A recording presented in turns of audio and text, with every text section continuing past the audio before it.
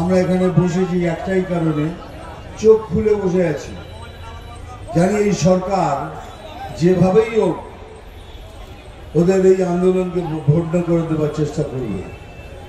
তারা তাদের এই স্টুডেন্টদের বদনাম করার চেষ্টা করবে, কোনোভাবে ম্যানিপুলেট করবে, কিছু না কিছু করে এই পুরো জিনিসটাকে ওরা গন্ডগোল করে দিতে চায়। সেই জন্য আমরা দু চোখ খুলে বসে আছি। আর যখন সেটা হবে তখন অ্যাকচুয়ালি বিজেপির অ্যাকচুয়াল রূপ দেখতে পাবেন। এখন যারা আমরা বসে আছি তখন আমাদের অ্যাকচুয়াল রূপ দেখতে পাবেন। তা আমরা মাঠে নামবো। কিন্তু এবারে আমি একটা কথা বলছি, খুব ভালো করে শুনবেন। আমি খুব কম কথা বলি রাজনৈতিক, কিন্তু এবার আমি বলছি, কেন এটা এনাফ ইজ এনাফ। আমি বলছি কে আবার নবান্ন অভিযান হবে।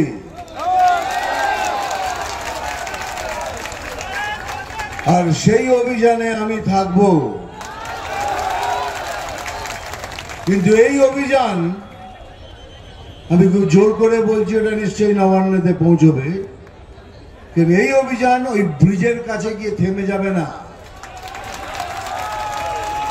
এই অভিযান ওই নবান্নর 14 তলায় গিয়েই থামবে। ক্যানন চালিয়েছে, টিয়ার গ্যাস চালিয়েছে, কালকে গুলিও চালাবে। সেজন্য আমার সমস্ত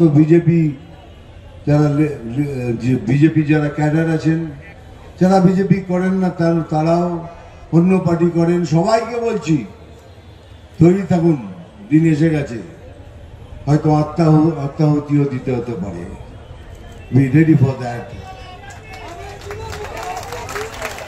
time has come. Thank you very much. এই ধরনই চাই।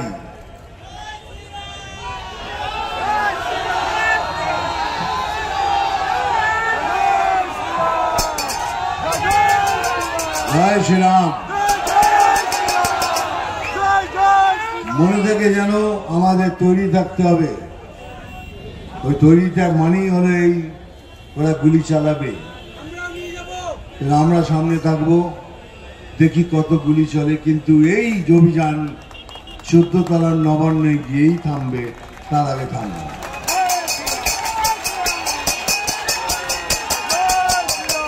দেখুন, এমন একটা অবস্থা হয়েছে আমার, আমি বাংলাকে ভালোবাসি, বাংলাতে আসি, বোম্বেতে থাকি, উটিতে থাকি, ব্যাঙ্গালোরে থাকি, সমস্ত জায়গায় ঘুরে বেড়াই। আমার অবস্থা একটা অদ্ভুত। বাঙালি বলে মাথা উঁচু করে দাঁড়ানোর ক্ষমতা নেই।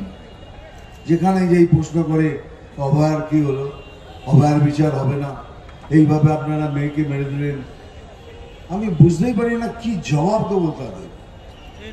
এইরকম অবস্থায় আবার যেসব কথাবার্তা শুনি, আরো দুঃখ হয়। তবে একটা কথা বলে রাখি, উৎসবের আমি এগেনস্টে নই, আমি উৎসবের বিপক্ষে নেই।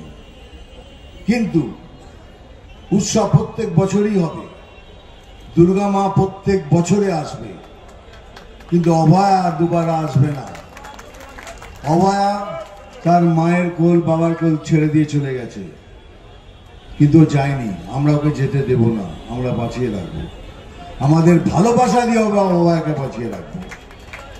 আর সেই জন্যই বলছি, যারা এই উৎসব করছেন তাদেরকেও বলছি, মনে রাখবেন, সব থেকে আগে থাকবে অভয়া। তাকে সম্পূর্ণ ইজ্জত দিয়ে, রেসপেক্ট দিয়ে তারপরেই এই উৎসব শুরু করবেন।